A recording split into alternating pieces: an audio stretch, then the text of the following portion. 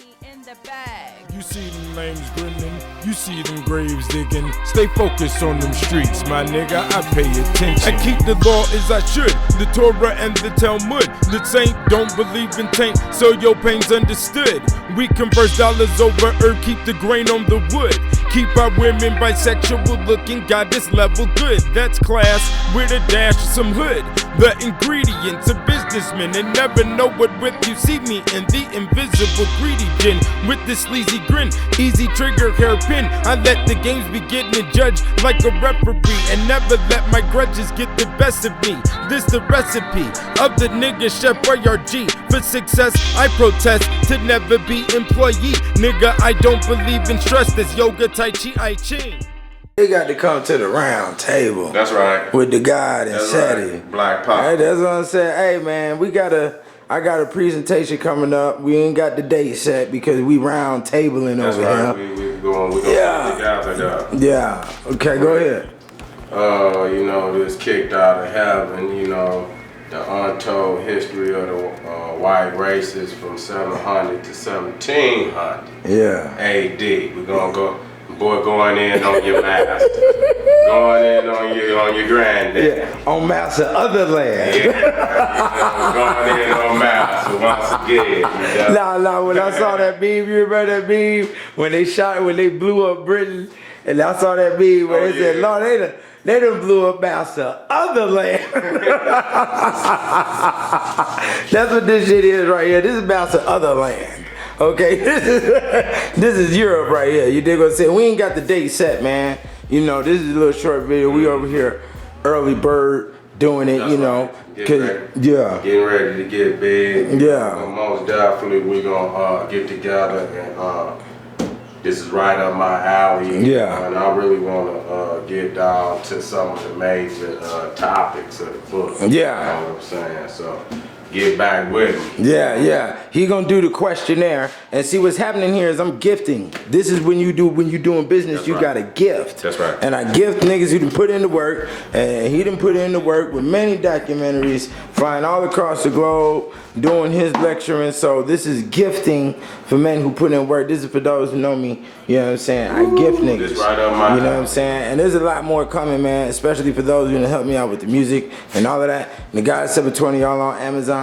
Keenan Booker all on Amazon. You can you know, put both names in the search engine and different products to pull up. That's you right. dig what I'm saying? So yeah, we making this real early. This ain't number 2-3 minutes, man. Let y'all niggas know how we do in Vegas, man. Early bird get the worm. That's right. You know what I'm saying? BangOnTheBeats.com. Yeah, BangOnTheBeats.com. He got tell him about the come ups. You got this. This is already in stone, man. Oh man, July the 9th, I'm gonna be in Dallas. You know, Pan African Connection. Brother Robert West down there. I might even fuck his name. Right. So we just July 9th you gonna be where? In Dallas. Okay, y'all look out and y'all put y'all go check it out and see what's going down, man. What you gonna be talking about? Oh man, the revolutionary history of ancient Kemet. Oh, okay. That's right. So the warriors. Yeah, the warriors and the conflicts. That's right. Right. So that's what we're gonna be talking about, man. Y'all check out theguy720.com. Y'all check out Kicked Out of Heaven, Black Man's Bible. We doing it, all right?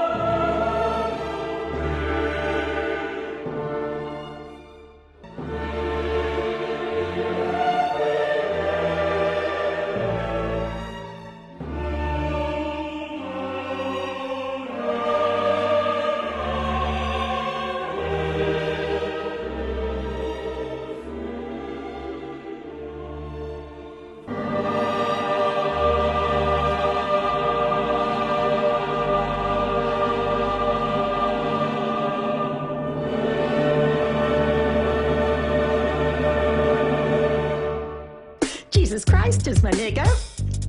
He's the son of the original G. Jesus. Okay, so here we go. We kicked out of heaven. Volume 3, The Saints. There's many different subjects in this volume that I could have went over. I believe the saints were very important, as we will be going over more saints in the holiday lecture, which is the second disc to this volume. I believe it was important to go over the saints because nobody knows about the saints. But you are involved with saints and you deal with saints every single day. You just didn't know it. We have cities like St. Louis. You have St. Paul, Minnesota. There's probably a saint city in every state of America, I'm pretty sure. Because it's a mathematical system. It's a very complex system. You got to go through a lot of information to understand what is really going on in the realm of the saints. Okay, you gotta go through a lot of info to understand this. So let's go on. In the beginning here, we're gonna go through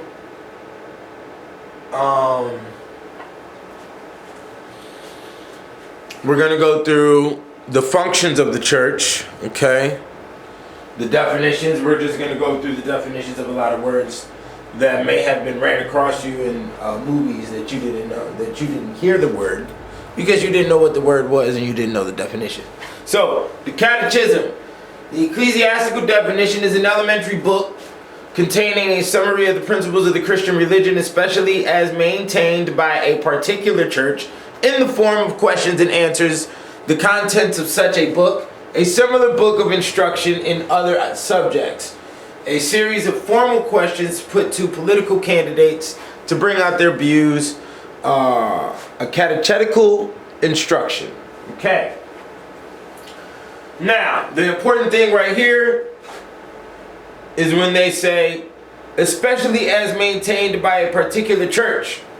So, there's many different orders, many different churches, many different functions inside the Catholic Church, and they all have different catechisms, okay, pertaining to what their system is. Now, the beatification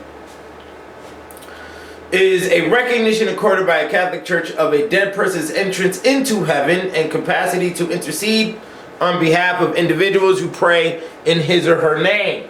The beatification is the act of beatifying, a state of being beatified. The official act of the Pope, whereby a deceased person is declared to be enjoying the happiness of heaven and therefore a proper subject of religious honor and public cult in certain places. Now, what this is a definition applied. Now, you have to understand that words are catacombs. And with the words being catacombs, we have to understand that, what do I mean by that? I mean, in the catacombs of all of Europe, as they stretch about 700 to 900 miles in the tunnels underneath the ground, there's over 6 million to 7 million different bones of human beings that compile what we call a catacomb. This is also, as a matter of fact, these avenues in the catacombs is where the word street comes from. So, a street in the catacomb was the hallway in which you walked where you saw all the bones. And there's different prayer rooms in the catacombs and other things that was going on. Now, you have to understand that this is a metaphysic. The beatification is a metaphysic for angel position. Let's read it again. Is a recognition accorded by the Catholic Church of a dead person's entrance into heaven and capacity to intercede on behalf of individuals who pray in his or her name. So, what that's stating is that the saints embody a position that is a metaphysical union in between the angelic realms and the human existence. So, in order for that to occur, they have to represent a multitude of different principalities that are in the human communication structure. Okay? And this also deals with the recognition of all the elements that the human has to deal with. Okay? They are embodied inside the different saints. There are over 4,000 different saints. Every day of the week has at least about 10 to 20 saints that have their feast day on that day. And that's every day of the calendar. So then that means there are saints that are already associated with you pertaining to your birthday. Now, what is the mechanism? As I stated earlier, these saints have to represent the different elements. So what happens is that every day of the year has a different energy. The saints of the day are the system of the energy of that day. So the 20 saints are describing all the energies and the possibilities of that one single day. Okay, so let's keep going. Now, a schism, okay, is a division between people usually belonging to an organization, movement, or religious denomination. The word is most frequently applied to a split in what had previously been a single religious body, such as the East-West Schism or the Great Western Schism. It is also used of a split within a non-religious organization or movement, or more broadly, of a separation between two or more people, be it brothers, friends, lovers, etc. The schism. Now, okay, it's kind of funny because in the pimpin' language, they say the ism. And this is the schism. The great divider is what's happening here. Okay? So, the schism is the dividing mechanism, and it's done in between organizations first and foremost. And it was definitely done religiously by the debates, the multitude of different debates that happen over time,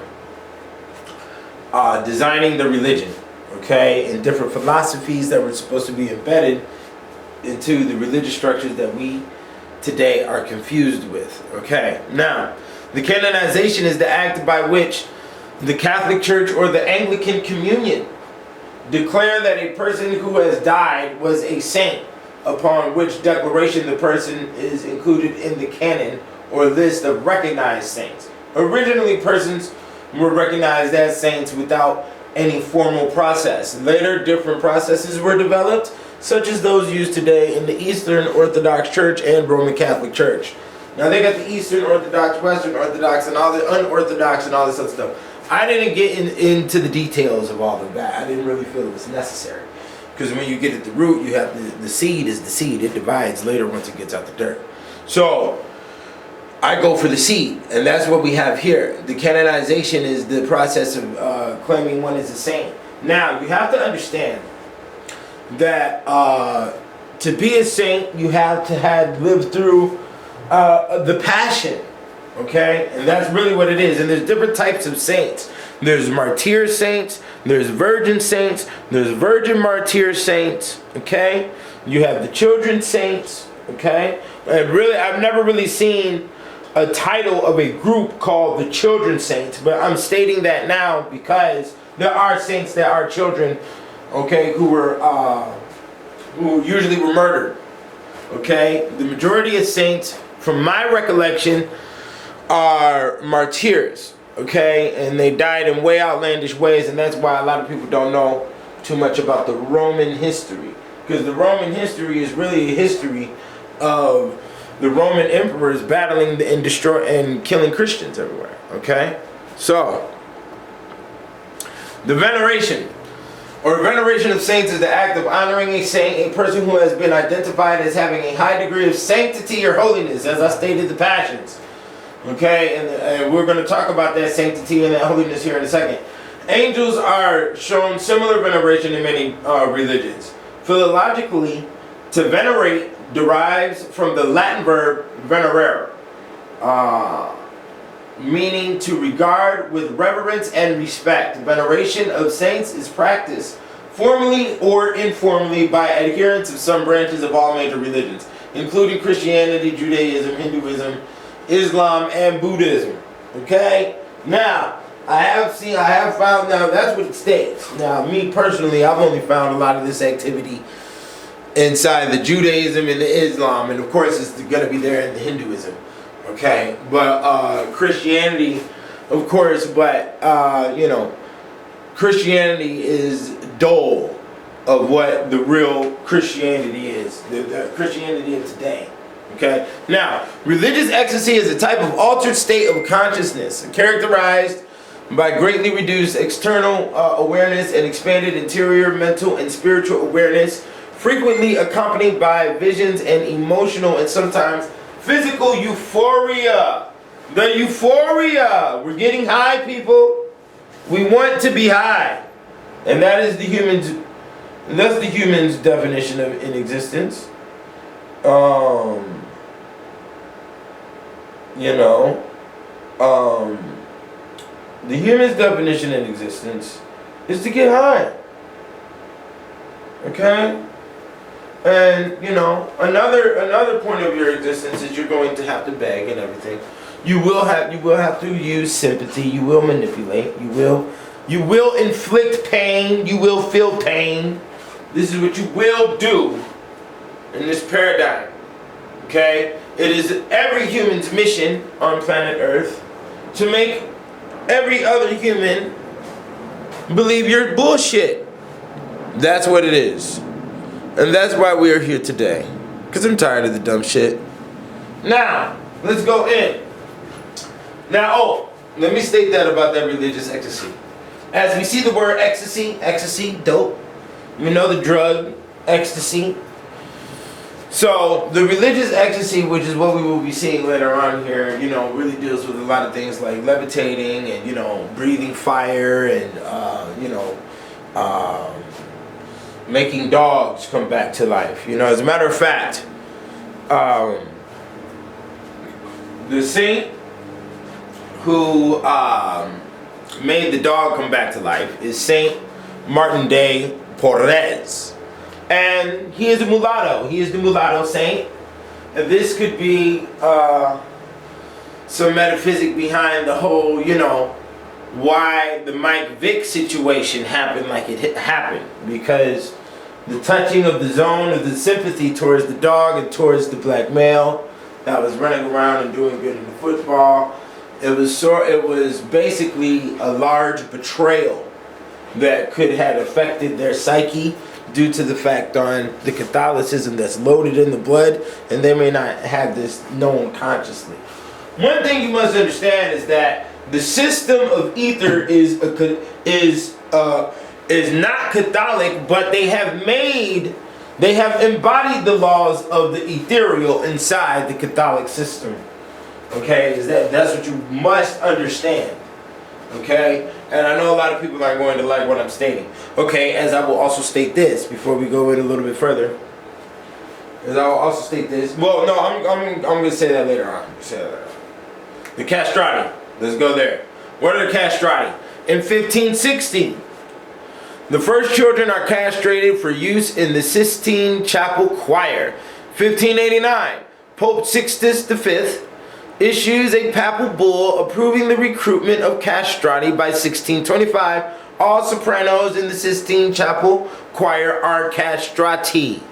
During the 17th and 18th centuries in Italy, some 4,000 to 5,000 boys aged between 7 and 9 are castrated annually for the church.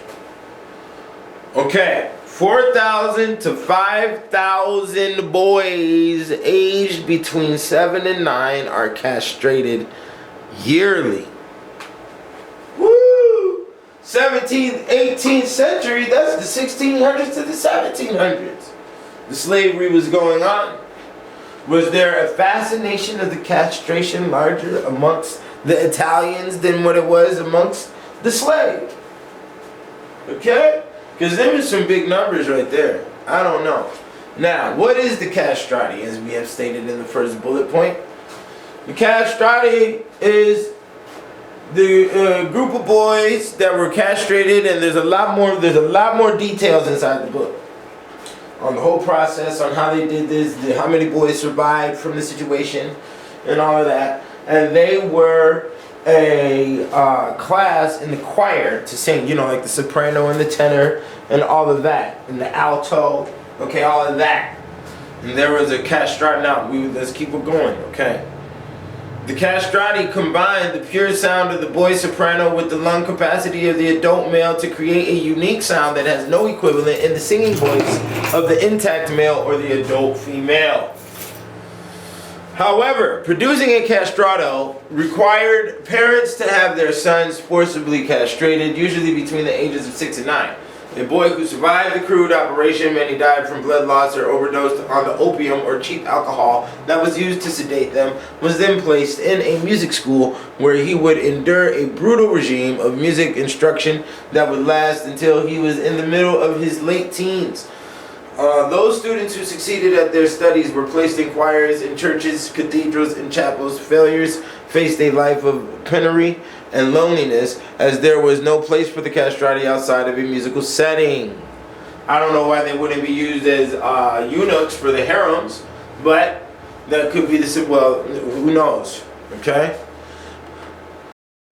Because that's where the, but we're going to talk about that. All that information is going to be coming in the eunuchs and the harems will be talked about in the Black Madonna lecture, okay? Now, the castrati had a peculiar in-between status in European society. In that they were biologically male but weren't considered in the social or psychological sense. Canon law forbade them from getting married, though some did anyway under false pretenses which prevented them from enjoying normal family life. Although most castrati worked in ecclesiastical settings, they were forbidden from becoming priests because their incomplete anatomy disqualified them from being acceptable as in other Christ in the Mass. Castrati were also forbidden from serving in governmental posts or in the military. The effects of prepubescent castration caused the castrati to develop unusual physical features, including excessive height, stoutness, unusual long limbs, and hairlessness, particularly as they aged. Some castrati had more feminine features and were subject to accusations that they led honest men into homosexuality with their sexual ambiguity. Now, we have to understand that the cutting of the testicles cut off the regulation of the testosterone. And the regulation of the testosterone is what measures your height. And that's where you get these oddities. But please understand that these individuals over time had grown into a famous position. Okay? And that could also be where the tall, dark, and handsome may come from as well. But anyways, boys were castrated between the ages of 7 and 9 years and underwent a long period of voice training. A small number became international opera stars, of whom the most famous was Farinelli, whose voice ranged over 3 octaves. By the end of the 18th century, fashions in opera had changed so that the castrati declined except in the Vatican, where the Sistine Chapel continued to employ castrati until the 1903. So, if it started in the 1500s, okay, it's 1903, that's 400 year, 350 year, 450 year loop of the mania. What are we embedding in the ether? We are embedding emasculation. Okay, the last of the castrati was Alessandro Marisacci, okay, who died in 1924 and made gramophone recordings that provide the only direct evidence of a castrato singing voice. Okay, so we have to understand here that the castrati has a high probability of having a lot of origins to what we consider to be fame or famous people today, and also, like I said earlier, the tall, dark, and handsome. Okay, the castration that moved on over into slavery, the homosexual vibration that's in the church in between the choir boys or the usher boys and the preachers and and those who are teaching or doing the composing for the music inside the church. So we see where all the homosexual energy, as we have a multitude of different cases that is coming out of churches, that is directly evidence of what I am stating here, and that the spirit is there, and it was embedded inside the ether throughout this practice that went on for a span of 300 years. 300 to 400 years. Okay, so we have the holy blood and the organ relics. Okay, now what is the holy blood and the organ relics? The holy blood is blood that has came from different saints. The majority of these cases that I have read were while the saint was dead, or through the process of the saint dying. The blood was collected, and miracles occur with this blood. Understand that these saints are individuals who died after the so-called Jesus. All right. Now, 300 years later, in the year 1608, when it became necessary temporarily to remove the incorrupt body of Saint Clare from its shrine, the nuns noticed that the vessel leaked and began carefully to wipe it, when, despite all her efforts at handling the vial with utmost caution, it nevertheless slipped from her fingers and crashed on the floor. Sobbing bitterly, the distraught nuns picked up every particle of the blood and every shard of glass. All of this was placed in a larger crystal vessel. At some point during the years, a crack in the vessel was noticed, and it was placed in a third vessel. The blood and the shards of the glass, together with the second cracked vessel and the third crystal covering, are all perfectly transparent. The coagulated blood can be clearly viewed. Okay, that's what we're talking about here. Coagulation. Now, if we remember, the word coagulate right here, okay, there's two different vessels in this thing. Understand that. Vessel right here, vessel right here. Okay. Now, the coagula was written on the Baphomet's arms in the movie. It wasn't written on the Baphomet's arms in the movie, but on the original drawing. I think the drawing comes from the 1800s. It's a Baphomet, and he has solved coagula on his arm. So if you go Google solved coagula, I'm pretty sure it'll show up. And this coagula was also the word in the movie Get Out. What is coagula? Coagula is congestion on the blood level. Okay? So it is clog, as you can spell the word clog in the word coagula. Okay? And this clog is a symbol of past traumas, bad eating habits, and all this other shit that definitely is in the stage of erectile dysfunction, and your sexual life, once again, is fucked up. Okay? So, with that being the status, you're gonna be the devil. You're gonna be angry because your sex life is shit. And that's the part. That's what it is. Coagula is the congestion, the clog in the blood. So, and we will talk about the incorrupt saints, as they stated her, this lady Saint Clare provided was incorrupt. We're going to talk about the incorruption here later on. The mutilated body of Saint Josaphat remains marvelously incorrupt in the church of Saint Sophia in his native Poland, when a costly reliquary was crafted of precious metals and engraved with mother-of-pearl pictures depicting scenes of his martyrdom.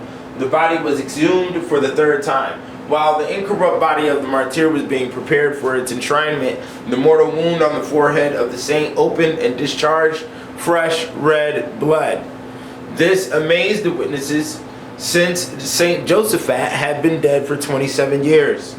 Okay, this is one of the blood miracles. As I stated, the majority of these miracles, when it comes to the blood, are usually done when the saints are already dead. Okay?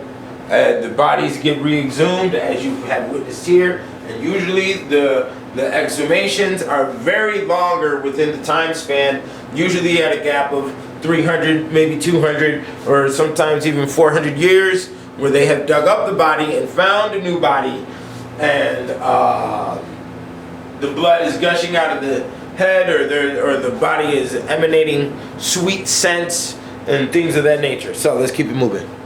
Okay, the stigmata. The stigmata is basically, we just gonna get down to it. The stigmata is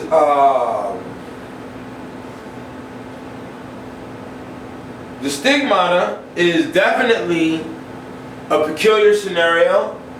It usually happens to women. There's not so many men that are documented with the stigmata, but let's read this and then I'll give my piece afterwards.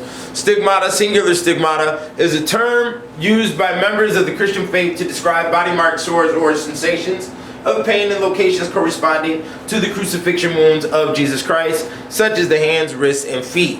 An individual bearing the wounds of stigmata is referred to as a stigmatist or a stigmatic. Okay. Let me see. The term originates from the line at the end of St. Paul's letter to the Galatians, where he says, I bear on my body the marks of Jesus. Stigmata is the plural of the Greek word stigma, meaning a mark, tattoo, or brand such as might have been used or identification of an animal or slave. Stigmata are primarily associated with the Roman Catholic faith. Many reported stigmatics are members of Catholic religious orders. Saint Francis of Assisi was the first recorded stigmatic in Christian history. For over 50 years, Saint Padre Pio of Pietrelcina of the Order of Friars Minor Capuchin reported stigmata, which were studied by several 20th century physicians. Your boy Saint Francis of Assisi is the saint that is the patron over Naga City in Cebu. Go look it up. Okay? So, and he was the first recorded stigmatic. As the stigma means a meaning, a mark or a tattoo, as it says here, my people. What does this mean? A brand such as might have been used for identification of an animal or slave. Are you understanding? Animal and slave are equal, for number one. For number two, a stigmata that is on your body that does not come from the Lord, that does not bear the marks of Jesus, is the way of the devil. Meaning, any tattoo that you have on your body that is not a mark given to you from God, as is stated here, automatically throws you in the status of the devil. As our generation, if you're 30 years old or older, our generation has been, doing devil worship just by watching simple cartoons for a very long time. I could go over it. It would be a lot for me to explain, but I could just do it real simple. The Sabbath that we find in volume 2, the circle dance, any dancing around in a circle where women are holding hands in a circle, or children holding hands and skipping around in a circle, which is your duck, duck, goose, which is your musical chairs, which is your, ring around the rosy. All of that is of the devil, my friend. All of that. That is the devil's dance. And you have done it as a child. Now, let's keep it moving. Saint Francis of Assisi is the first recorded stigmatic in Christian history. In 1224, 2 years before his death, he embarked on a journey to Mount Laverna for a 40-day fast. One morning near the feast of the exaltation of the cross, a six-winged angel allegedly appeared to Francis while he prayed. As the angel approached, Francis could see that the angel was crucified. He was humbled by the sight, and his heart was filled with elation, joined by pain and suffering. When the angel departed, Francis was purportedly left with wounds in his hands, feet, and side, as if caused by the same lance that pierced Christ's side. The image of nails immediately appeared in his hands and feet, and the wound in his side often seeped blood. In traditional artistic depictions of the incident, Francis is accompanied by a Franciscan brother. Okay, so, as I stated, the passions. What do we have here? Filled with elation, joined by pain and suffering. It is the mixture of the sweet and the sour on the emotional concoction. It's an alchemy of thinking and feeling for the human, okay? Whereas joy and pain mix together at the highest levels, all right?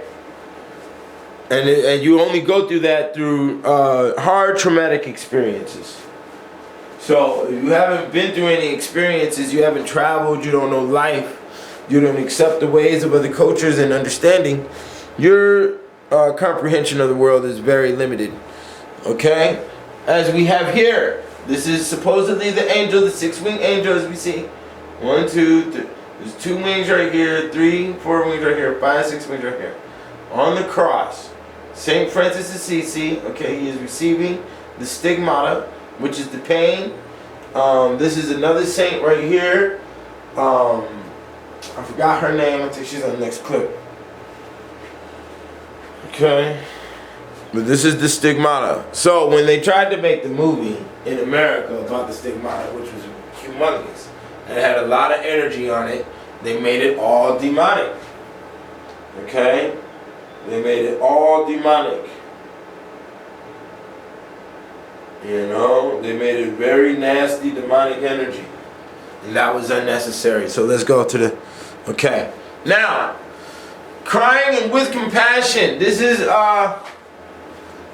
your girl here.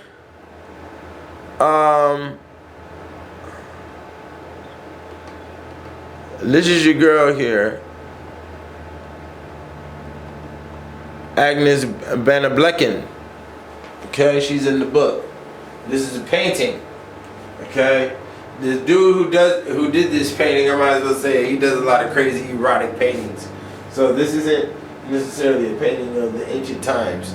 Okay, crying and with compassion, she began to think about the foreskin of Christ, where it may be located after the resurrection, and behold, soon she felt with the greatest sweetness on her tongue a little piece of skin, like the skin in an egg, which she swallowed. After she had swallowed it, she again felt the little skin on her tongue with sweetness as before, and again she swallowed it. And this happened to her about 100 times. And when she felt it so frequently, she was tempted to touch it with her finger. Kim was resurrected with the Lord on the day of resurrection, and so great was the sweetness of tasting that little skin that she felt in all her limbs and parts of the limbs a sweet transformation.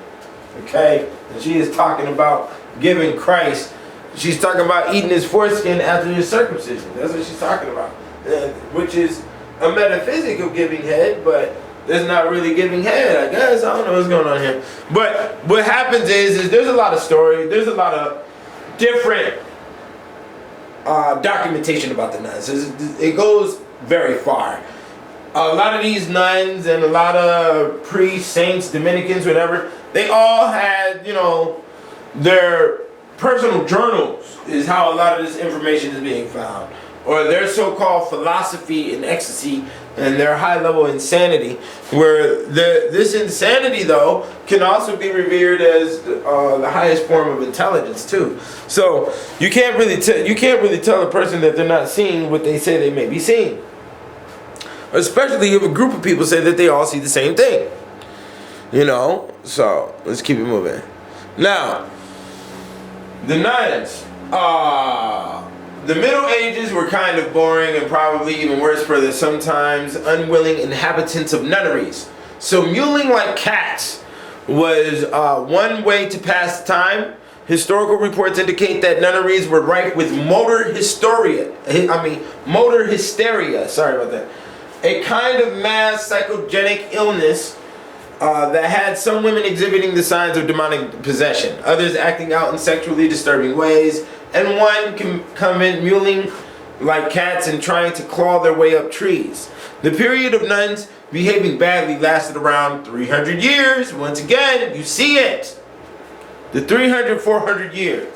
Beginning at around 1400 and affected convents across Europe. One of the last was perhaps the most deadly. In 1749, a woman at a convent in Würzburg, Germany, was beheaded on suspicion of being a witch after an episode of mass fainting, foaming at the mouth and screaming.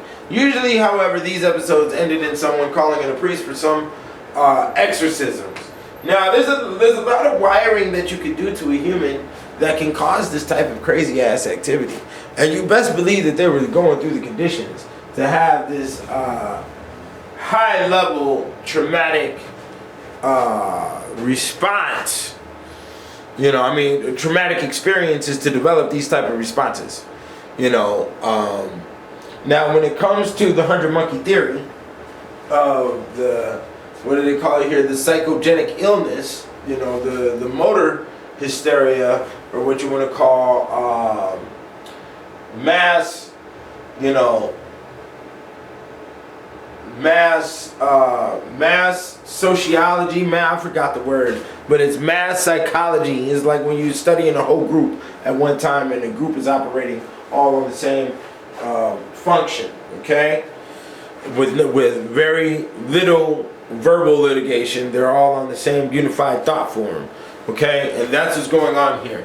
So, and also there's sexual deprivation that's going on. There's a lot of things that are going on, because you have to understand that it's not like all these nuns were raised in the monasteries. That's not true. In the nunneries. That's not true. Some of them, you know, because the Catholic structure takes in anybody who gives themselves to the Lord, or, you know, who gives themselves to the ways of the passions. Really, it's not even the Lord, because they don't worship Jesus directly. They worship the Virgin Mary. So it is also the Mother Mary in all her phases. So that would be the Virgin Mary, the Mother Mary, and Mary Magdalene. That's all the three different phases. Okay, and there's also the hidden phase of the Venus, the Black Venus, but that's planetary, and that's fused into the situation alchemically. So okay, let's go back to where we're going. Now, it is also interesting to know that in the many treaties diffused at that time, Constantine the African Viaticum and Pantagny in 1098, but also the Canon of Avicenna 1025 and Arnaldus of Villanova's text 1240 to 1311, women were often described as patients to be cured, but rather as the cause of a particular human disease, defined as a more heroias, or the madness of love, okay? Unfulfilled sexual desire, okay? So basically what's going on here is that these women were supposedly insatiable, and their insatiability is part of the reason, it could be part of the reason Catholicism embedded the abstinence rule. Okay, I didn't speak about the abstinence and why Catholicism embedded it, but I did go. Well, no, I did. I left the sex section in there. The sex section is long, and I know I had to go over sex in all 3 volumes, but you have to understand that there's many different pages. There's many different layers to the same situation, and your mind has to be. You know, there's many different chessboards playing all at once. You know, so the imaginations of women are always more excitable than those of men, and they are therefore susceptible of every folly when they lead a life of strict seclusion, and their thoughts are constantly turned inward upon themselves. So that means women need to be reading. Anybody who's not reading is an animal, because animals cannot read. Okay, and that's what's going on now. You need to be taking your information seriously. That is how this thing works.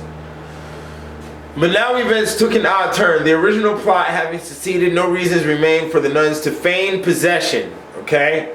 Basically what they're talking about is, you know, a lot of these women were being tested by exorcists and other ecclesiastical officials to see if they were lying or not, just playing a game, when it came to them being possessed. Okay? Yet their symptoms only grew worse.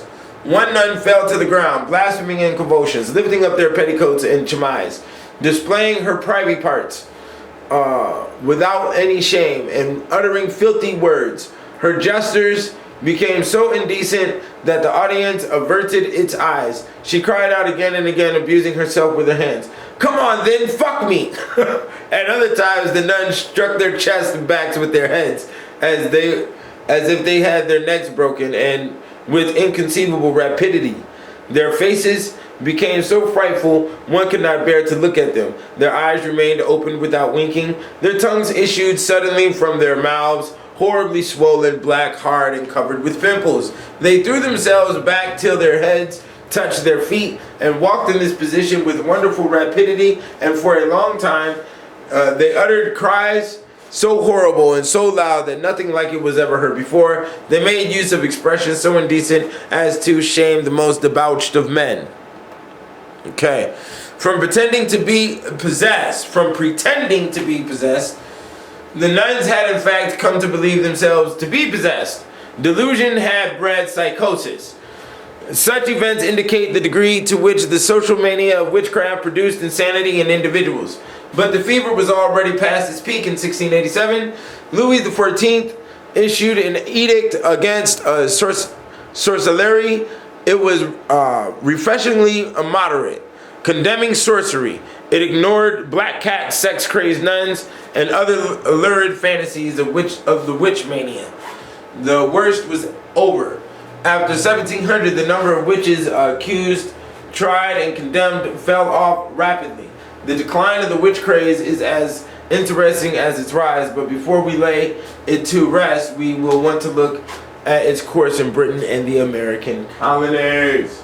I did not go over information of anything dealing with the American colonies and witchery and the witchcraft, but it is there.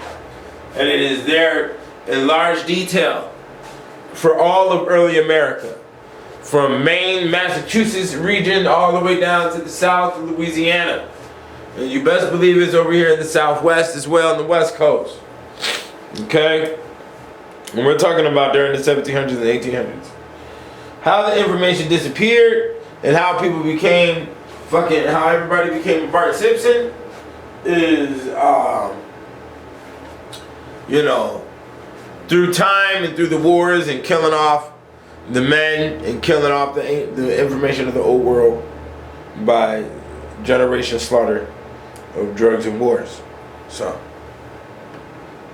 let me see here. Did I just skip one?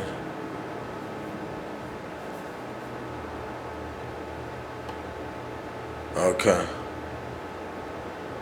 Now the penance. You must serve your penance. Everybody must serve the penance. Okay? Everybody must serve the penance. And the reason why you must serve the penance is because you must dedicate to mankind, to existence, to the ether, to the little girls and to the children, to the innocent who will be guilty, to the innocent who have become victims, to the victims who yearn for innocence again. That is what you serve the penance for. The flagellation that occurs with the penance, the penance is the public shaming. The penance is, the penance is stopping all pride. There is no pride with the penance. You must announce your sins in front of your brethren, in who you have victimized by making the community full of filth because of your immoral and your heinous activity. And a lot of this type of mentality is why they do the white flight and all that type of stuff. It's because if they're going to be guilty for anything, they're going to be guilty for their own, who know, and who are embedded in their own thinking structure of how their culture operates. Okay? Now, all ceremonies of public penance were aimed at remedying public sins, like I said, for mankind. It was seen as the only way to save innocent people from punishment. It is clear that apocalyptic preaching revived the idea of collective responsibility, and even the more moderate preachers, joining St. Thomas on this point, concluded that although each sinner is punished for his or her own transgressions, there is nothing to prevent sinners from being struck down by a salutary punishment for someone else's sins and chastised with him if they had tolerated or given consent to the sin. Thus God might punish family, the neighborhood, or the vast of the city, and he might lose the male mort, foul and violent death, for the crimes of the backsliding of a few. This severely limited the consequences that were beginning to be drawn from the theology purgatory. Now let's stop here, because you see, for those who've been watching the God 720 from the beginning, obviously I must have had a Catholic heart. I didn't know that. But that's just how I operated. You've never seen me unified with these fucking fools out here, because these fucking fools don't care about their souls. And you see how they end up. You see how they end up with the embarrassment. You see how they end up filed as a loser. You see, every time you turn on your TV, the same guy that you was worshiping with the fucking Bugatti is a piece of shit paying child support. Okay? He's an animal because the animal he does not have the psychological structure to maintain a family union. Amongst the mammals, the majority of the animals do not and will not assist the mother with the child. Therefore, you are animal if you have committed and created the same scenario for yourself. That is how it operates. And that is ethereal law. Because animals are supposed to operate one way and humans are supposed to operate another way. And it's all psychological. Just like they said animals or slaves had tattoos. Because animals, by nature, have patterns on their skin or their fur. Do they not? Yes, they do. Thank you. So we see what we have here. There's a game being played, and you are Boo-Boo the Fool if you want to fuck around with it. Okay? The anathema being anathemized. Okay? What you see here is a torture device. This is a torture device. The original rosary beads, which has been passed on to the Mexicans through Catholicism, but the original energy that is embedded on this is a penance and embarrassment. Okay? Now this has nothing to do with being anathemized. This is a pillory punishment, a church pillory punishment. Usually this rosary bead would be thrown around the neck and you would have to wear this in front of the church or while sermon is given if you were to be falling asleep in the pew. Okay? So, now, being anathemized. Bartholomew Chassany, 1480 to 1541, mentioned several instances of the effectiveness of anathemas. Okay? Accepting as convincing testimony the ecstasies of saints and the extravagant statements of hagiologists without the slightest expression of doubt as to the truth of these legends. Thus he relates how a priest anathematized an orchard because its fruits tempted the children of his parish and kept them away from the mass. The orchard remained barren until at the solicitation of the Duchess of Burgundy, the ban was removed. In like manner, the Bishop of Lausanne freed Lake Leman from eels, which has become so numerous as Syrian bathing. On another occasion in the year 1451, the same ecclesiastic expelled from the waters of this lake an immense number of enormous blood suckers, which threatened to destroy all the large fish. So, the anathemas are excommunication. But usually they're done towards the deodans. And the deodans, as we've seen in volume 1, would be like a tree or, the animals, too many locusts, they would do the anathema. So you anathemize them, and you do the sign of the cross, and you ask the Lord, and they will be removed. They had so much power, they were so holy. And that's how these individuals became saints, as we were talking about in the beginning. They had to live a lot of holiness, okay? And they were so holy that they committed all of these miracles, supposedly.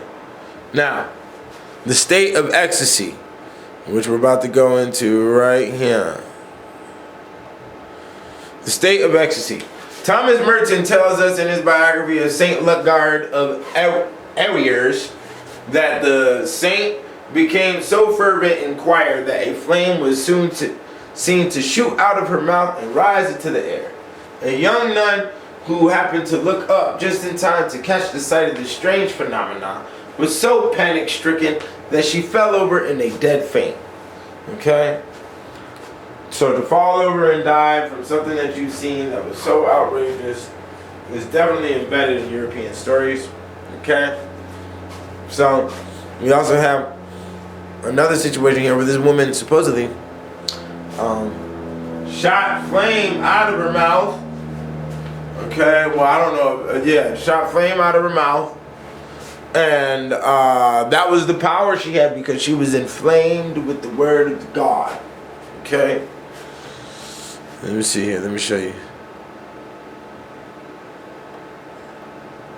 Another incident in the life of St. Francis of Assisi involved a little rabbit that had been caught in a trap and was brought to him by one of the brothers. When the saint saw the rabbit, he said to it, "Brother rabbit, come to me.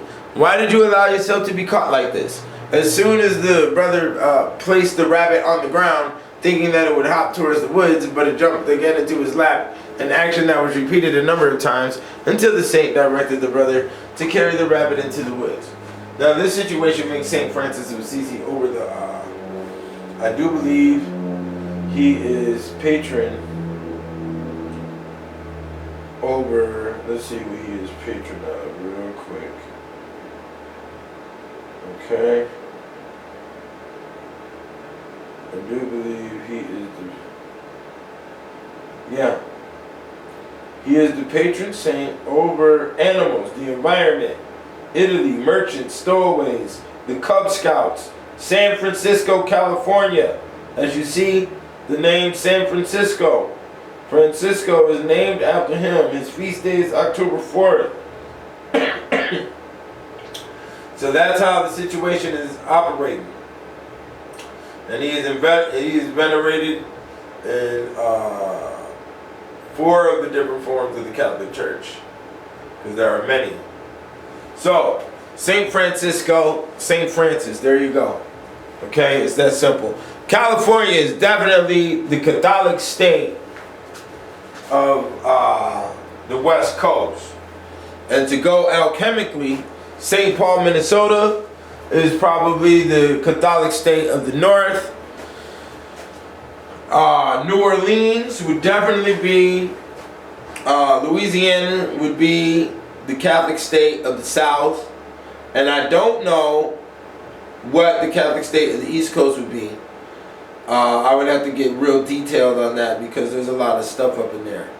So, regardless, let's go. Let's keep going. So, Saint Fereldes, a Belgian laywoman, is said to have used her distaff to strike the side of a hill near Bruay, near Valenciennes, causing a fountain of fresh water to spring out of the ground to relieve the thirst of the harvesters who were reaping for her. The fountain is believed to have contained healing virtues, especially for children's complaints, and so the saint is invoked by mothers who are anxious about the health of their little ones. Okay, so here's another miracle. We can tap the water out of the rock, supposedly, which this story is in repetition. And you have to understand that a lot of these miracle stories are in repetition throughout all of the saints. They're similar, or they have comparisons that both can be related on a bottom line principle on the points of the story. And the reason why it's done like that is divide these stories up amongst the planet to develop the proper thinking structures that are needed for whatever ranks they need for controlling of specific regions. Okay. Because the Catholic system is worldwide. The Catholic system is embedded in every religion, or unified with every religion. There are Muslims who are also involved heavily with the Catholic structure that is there. Okay. Flies are also mentioned in the life of Saint Bernard of Clairvaux. And you have to also watch what's going on here. This is alchemy right here. Since they visited the saint while he was in Fogny for the dedication of a monastery church, during the service the church was filled with a multitude of flies that disturbed the devotion of the faithful with their buzzing. Since no one knew how to disperse them, St. Bernard cried out, excommunicabo eis. I shall excommunicate them. As I said, excommunication, anathema is the same thing. The next day, the flies were all found dead. Their number was so great that they blackened the pavement and were removed from the church with shovels. A chronicler of the time adds this miracle was so well known and so celebrated that the curse of the flies of Fogny passed into a proverb among the people around who had come from all parts to assist at the dedication of the church. Okay, so what's going on right here is the flies. Flies blacken the room, and clairvoyance, the clairvoyant, which is also on the occultic side is called clairvoyance, is to be able to see clearly into the future, or be able to soothsay, and to be able to fortune tell. And you have to have clairvoyance to do that. So this story is expressing the power of clairvoyance without doing it in a devilish format of characters like soothsayers and witches and whatnot. This was done by their internal power being linked in with a so-called greater power, which is supposed to be the holiness, not necessarily a god, but the holiness. Okay, so let's go. Okay, the levitation and the bilocation. Levitation and bilocation. Saint Francis of Assisi was often suspended above the earth, sometimes to a height of 3, sometimes to a height of 4 cubits. The same phenomenon has been recorded by eyewitnesses in many instances throughout the centuries. Among the large number of those who are known to have been raised from the ground whilst wrapped in prayer are the stigmatized Saint Catherine of Siena, Saint Colette, Renario do Bargo, San Sepolcro, Saint Catherine of de' Ricci, Saint Alphonsus Rodriguez, Saint Mary Magdalene de' Pisi, Raymond de Rocco, Bishop Charles de Sales, and Saint Veronica Giuliani, the Capuchines, Saint Gerard Mahela, okay, the Redemptorist, Thaumaturge, that wondrous mystic, and Catherine Emmerich Dominica Barbagli, died in 1858. The Ecstatica of Montesanto Savino, Florence, whose levitations were of daily occurrence. Saint Ignatius Loyola, whilst the deeply contemplative was seen by John Pascal to be raised more than a foot from the pavement. Saint Teresa and Saint John of the Cross were levitated in concurrent ecstasies in the shady locutorio. That's the locomotive. Locutorio is locomotive, and the locomotive is a whole nother level of information. But anyways, of the incarnation, as was witnessed by Beatrice of Jesus and the whole convent of nuns. Saint Alphonsus Liguri, whilst preaching in the church of Saint John the Baptist at Foggia, was lifted before the eyes of the holy congregation several feet from the ground. Saint Alphonsus Liguri, his feast day is on my birthday. He is the saint that is over the congregation of the Holy Most Redeemer. Okay? Right. Let's keep it moving.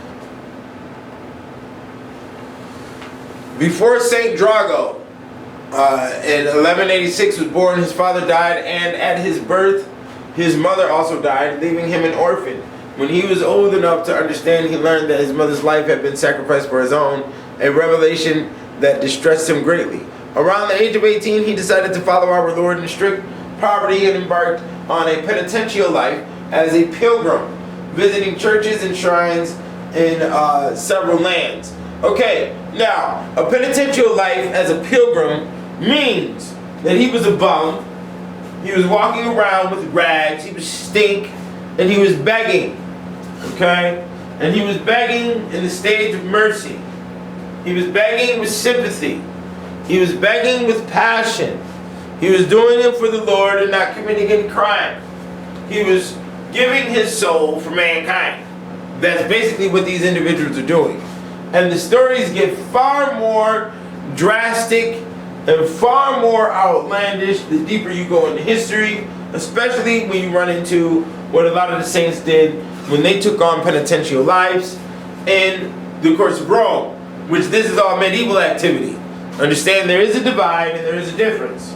Okay. Now, after a time, he settled at Sabor near Valenians, where he was hired as a shepherd by Elizabeth de la Hare.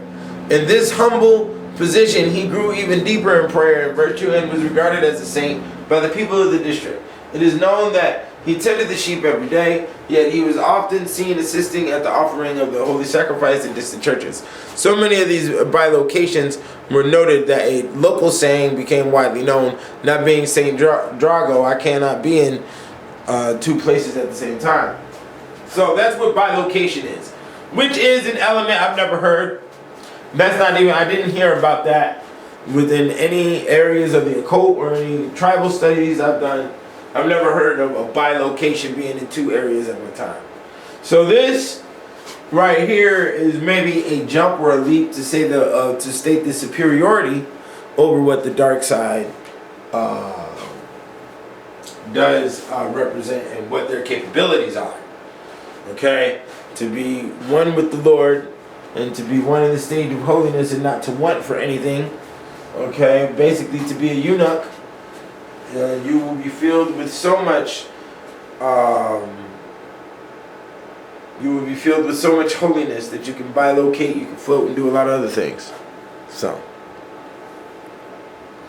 Margaret of Castello, also called Margaret de Mitola after her birthplace, was born in 1287 in the castle of the nobleman Pericio and his wife Emilia at Mitola.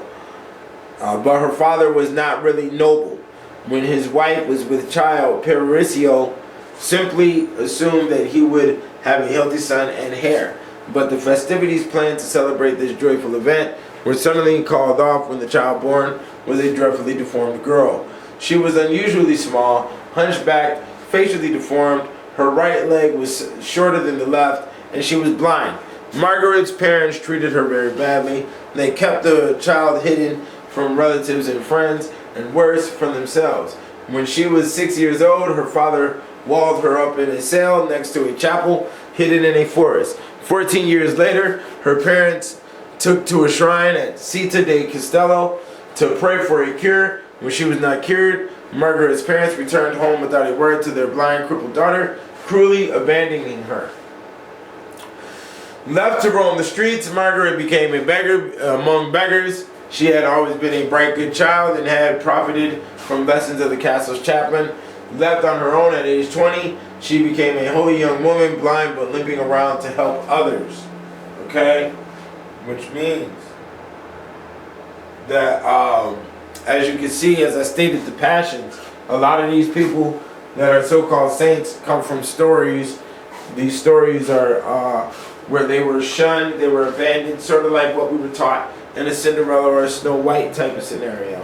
To feel sympathetic and to give emotion, to give feeling, to feel from, to not want to be, to relate, to find similarity. Okay? That is what's going on here. It is the invisible elements being controlled, and it is the invisible elements of communication in between the human, the stories that make us feel. Okay? There's tons of them in the Catholic system that bring you to a hold on the emotional structure over human existence, because they've compiled all the possibilities of human existence, and that would be in the imaginative format and also in the literal format. Okay? and that's including folklore animals, and they even have folk saints. But we're not going over any folk saints. But I will mention a folk saint since I brought it up. A folk saint would be Saint Christopher, who is a dog-headed saint.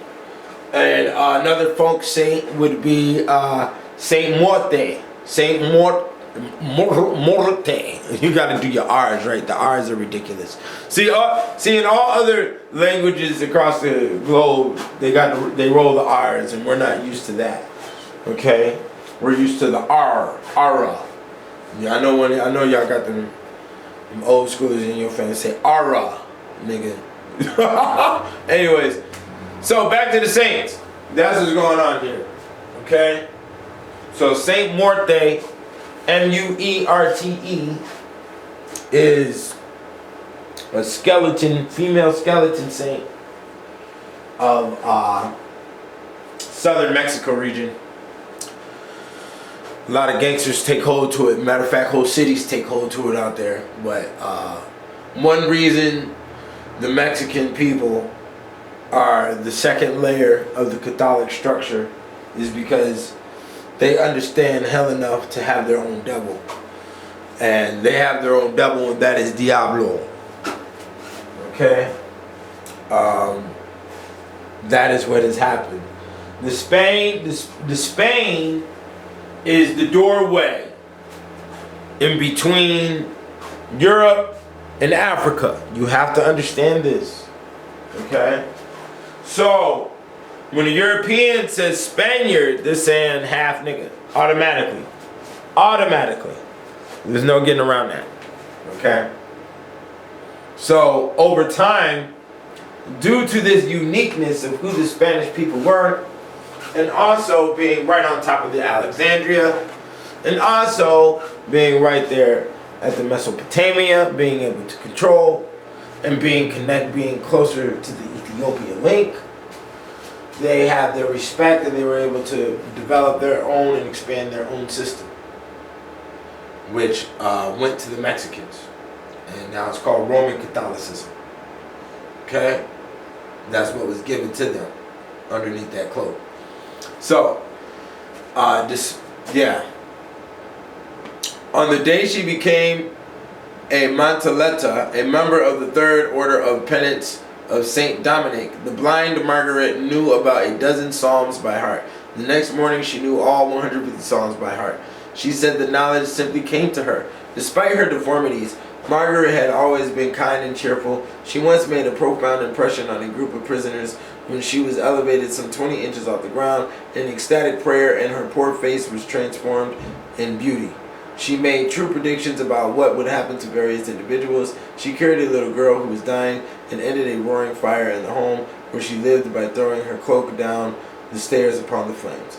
Margaret is also credited with having restored to life a man and 2 children. A little boy fell into a river and was drowned. When his body was recovered, the heartbroken mother prayed to Margaret, and the child came back to life just by praying to her. The saint, she's so holy.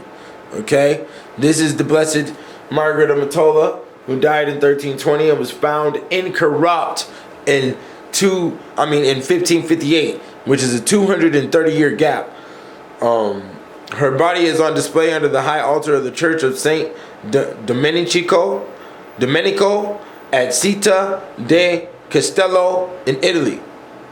Okay, so some of these incorrupt bodies are wax, shapes of them, and some of them are real. So who knows? But this is what's going on. All right. Okay. So this is the incorruptible. Now raising the dead. This is the interesting part. Saint Martin de Porres, as I stated earlier, 1579 to 1639, a mulatto who lived nearly twice as long as his friend Rose, brought black and white together then and has done so ever since. When he died, as when Rose passed away, the whole city of Lima and the most important people turned out. There were many wonders in Martin's life of charity. The multiplication of food, cures, ecstasies, bilocations, etc. Though he was a Dominican, he had a Franciscan love for animals and was so kind to them as even to warn rodents to leave the monastery when their destruction was being planned. Okay, so you must understand that we show a love for life with the Saint Martin de Porres. So you having a problem on your job with white folk, you're a black man, you put this saint on your desk, the problems will ease. It's really that simple. And the reason why is because all the energy is embodied for this principle in this saint. So just go ahead and use it, because your ravaging anger is not going to heal the situation. Martin brought back to life a dead dog, a longtime pet of the Dominican monastery in Lima. The dog had grown quite old, 18 years old, and had become mangy and smelly to boot. The animal was a pet on an older monk of the community. Brother John, who felt it is his duty to destroy the dog, he ordered a Negro to do so. The Negro killed it with a blow from a stone that fractured its skull. The man was dragging off the dead dog to dispose of it when he ran into Brother Martin.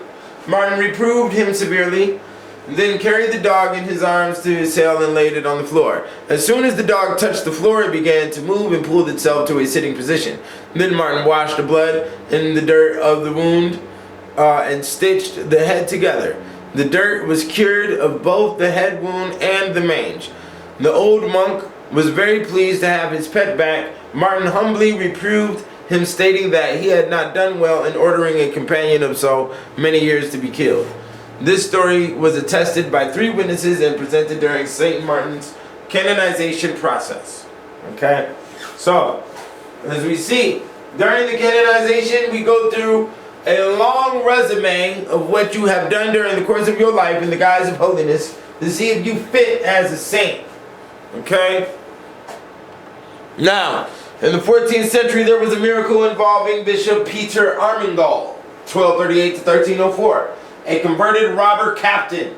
In his new life of charitable zeal, at one time he was attempting to arrange a ransom deal for 18 Christians held hostage. While waiting for the ransom money to arrive, Prater, in the newfound enthusiasm of his conversion, preached Christ to the Moors.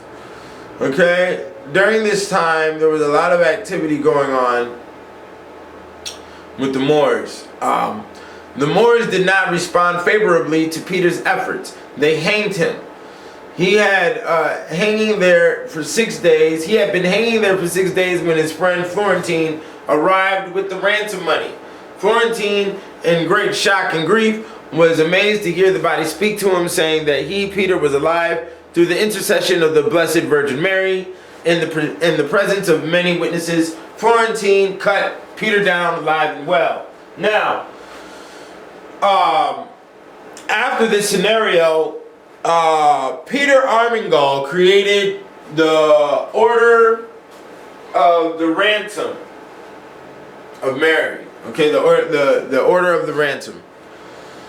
And then later on, that same Order of the Ransom became the Order of the Blessed Virgin Mary of Mercy. Okay. Her unsuspecting husband, Marcin, walked in on his dreadful sight. When he saw his wife in that condition between the 2 corpses of his sons, he did not pause to think, but in great emotion and apparently thinking she had killed them both, he grabbed a nearby axe and crushed her skull with one blow. Okay? After a little while, Marcin's mind cleared. He realized what he had done, and dreadful fear and remorse seized him. In the meantime, neighbors and friends were gathering with mixed emotions, and some with pious advice. Marcin seemed to have a heavenly inspiration, and he turned from despair to hope in Our Lady of Sistoschowa. I don't even know how to say the word.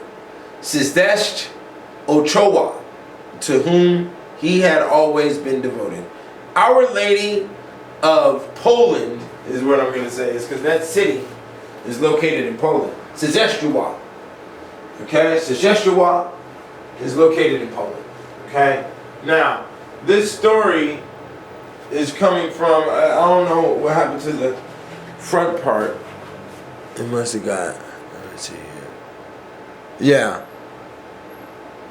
Okay, now, the story must have been too long, so let me brief you on what is happening here. A woman was baking bread. she put the things in the, so she went out to get some wheat to get the ingredients together to bake bread. And when she went out, her 4-year-old son, seeing the butchers and watching the butchermen slaughter pigs in the farm, went to his infant brother and decided to do the same. So he slit his little brother's neck, and when the mother came inside the house and she started up the stove, she started up the fire, and she went to the kitchen to start the ingredients for the bread. And when the little boy noticed what he did with all the blood everywhere, it struck him. He went to the stove and hid inside the stove. So then, when she heard a scream from the stove, it was her son screaming from the smoke and the heat and was dying. Okay? And she ran to the baby, and when she ran to the first son, she saw the other son with his throat slit. And then that's when the father came inside the house and saw her sitting there with the 2 corpses of his sons, and she was screaming and frantically, and he thought she had went mad. So then he came down, he went upside her head, okay, and killed her.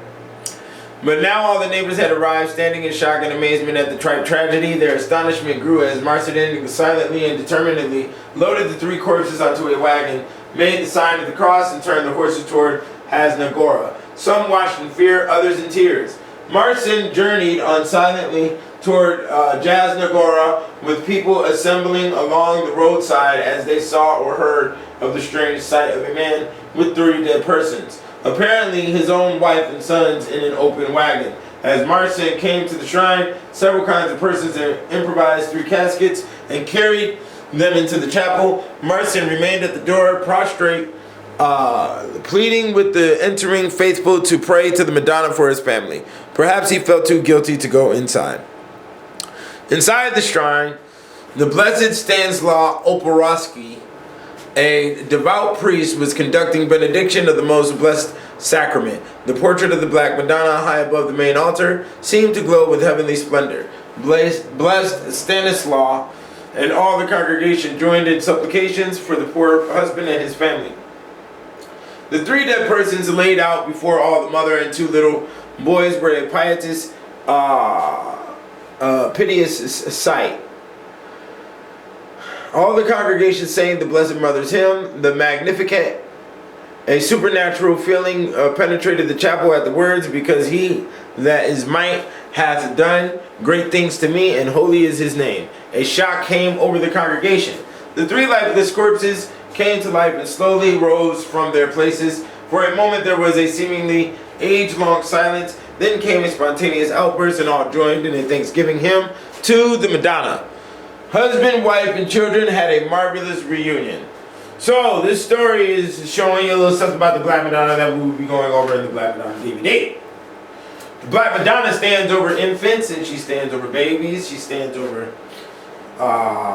difficult pregnancies, and she also stands over dead babies, okay, and revives them. Sometimes she does, sometimes she doesn't.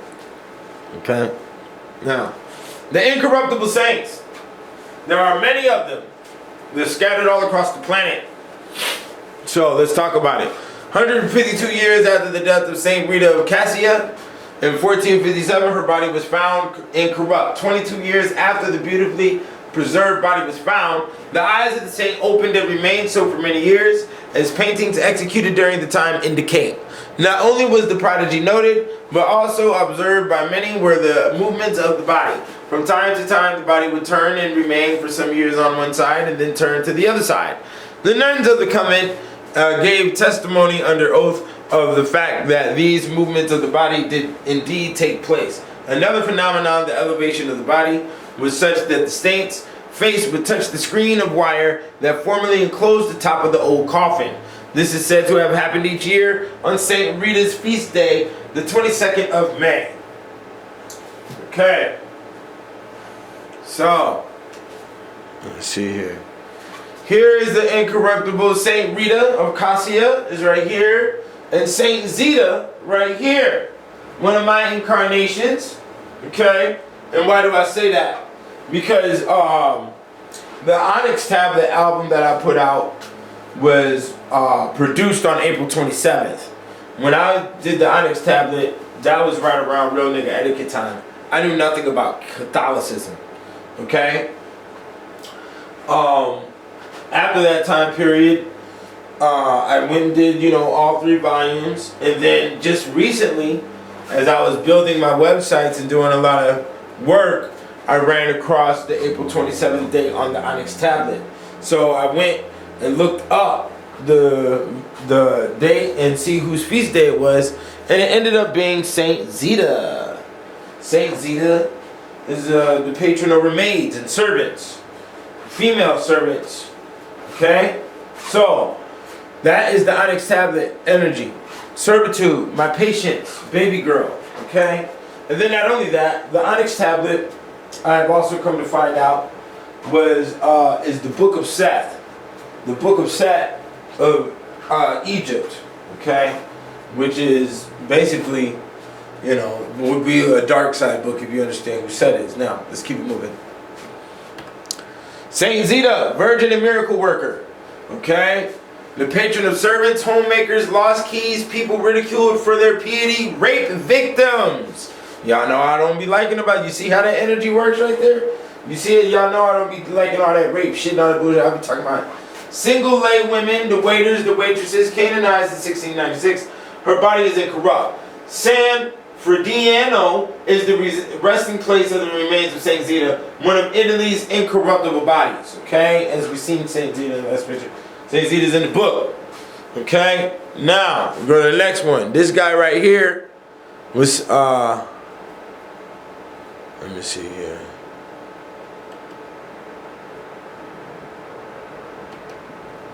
Okay, this is Saint Francis of Assisi, I think, right there. Okay, but let's go to the next one. This is the incorrupt body of Saint Teresa Margaret.